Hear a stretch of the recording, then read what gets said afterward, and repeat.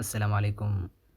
Dadka qaar aamusnaanta waxay u timaadaa si dabiici ah. Shakhsiyaadka nasiibka u yeeshay way yaqaanaan awoodda aamusnaanta waxayna ku qanacsan yihiin aamusnaantaas.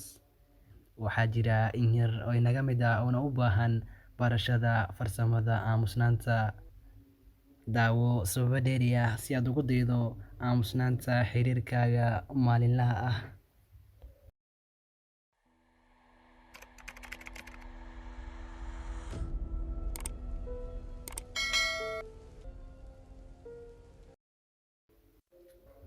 Aamusku wuxuu helaa dareenka dadka. Haddii aad weligaa ku jirtay fasal amaba xaalad kooxeed, waxaad u badan tahay inaad la kulantay sida aamusnaanta badanaa qof walba uu u soo jiito. Haddii macalinka amaba soo jeediyaha uu hadlayo isaga oo iska fogeeya maskaxda dhageystayaashu, waxay bilaabi karaan inay warwareegaan. Markuu afhayeenku hadalka joojiyo, calaamaddu waxay aadaysaa maskaxda in wax dhacay. Aamusku wuxuu noqon karaa jawaab muuqata. Mararka qaarkood marka aan wada xiriireyno, waxaan dhahnaa ereyo badan. Haddii su'aal ay la kulanto aamusnaan, inta badan jawaabta waxay ku jirtaa aamusnaantaas. Waxaan sidoo kale jilcin karnaa garaaca jawaabta diidmada innaga oo booskeeda ku beddelayno aamusnaan. Waxaa jira maya maldahan oo aan lahayn erayo adag amaba erayo aad u tiro badan oo laga yaabo inay waxyeello u geystaan wax ka badan kan wanaagsan.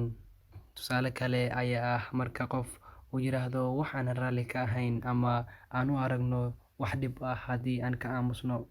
Waxaan dirnaa fariin awood leh oo la xiriirto inaanan ogolayn amaba aan raalli ka ahayn. Si lama filaan ah, waxaad fiiro gaar ah ugu leedihiin inaad isku daydo oo aad garato xiriirku sababta uu u istaagay. Waxaa la mid ah wada hadalka maalinlaha ah. Haddii aan aamusno, dadku wayna fiirsadaan oo waxaan helnaa dareenkooda. Aamusnaanta waxay isticmaashaa luqad aan hadal ahayn. Badanaa luqadeena aan hadalka ahayn waa qaab ka awood badan oo aan kula xiriirno marka la eego afkeena hadalka. Aamusnaanta waxay dadka u muujisaa naxariis. Waxaa jiro waqtiyo nolosha ah oo aamusnaantu ay siiso farxad iyo naxariis dadka kale. Mararka qaar ma hayno erayo sax ah oo aan kula xiriirno qof la halgamay xaalad dhaawac amaba murugo leh. Waxaan tusi karnaa qofka aan daryeelayno inaan u joogno oo aanan nahay garabkiisa innaga oo aan isticmaalin wax eray ah amaba war badan. Waxaan tusi karnaa raxmad iyo naxariis innaga oo aan isticmaalin wax hadal ah. Innaga oo aamusan. Aamusnaantu waa edeb. Laga bilaabo baahinta raadiyaha, kanaalada wararka, muusigada, dukaamada iyo ganacsiyada bannaankooda, ilaa iyo wicitaanada taleefanadeena iyo sheekada joogtada ah ee nagala dhexeysa dadka annaga na hareereeyo. Waxaan la dagaallamaynaa ilo kale oo badan oo buuq ah. Markaan helno fursad aan ku hadalno, waxaan sida caadiga ah dareemaynaa inaan ku qasbayno fikrad kaste muddo gaaban. Si kastaba ha noqotee, marka aan aamusno, waxaan siinaynaa dadka kale fursad ay ku hadlaan, waxaana dareensiinaynaa inay muhiim yihiin. Gabagabadii, waxaan noqon karnaa wacyigelin wax ku ool ah innaga oo adeegsanayno awooddeena aamusnaanta. Aamusnaanta ayuu xoogga ku jiraa.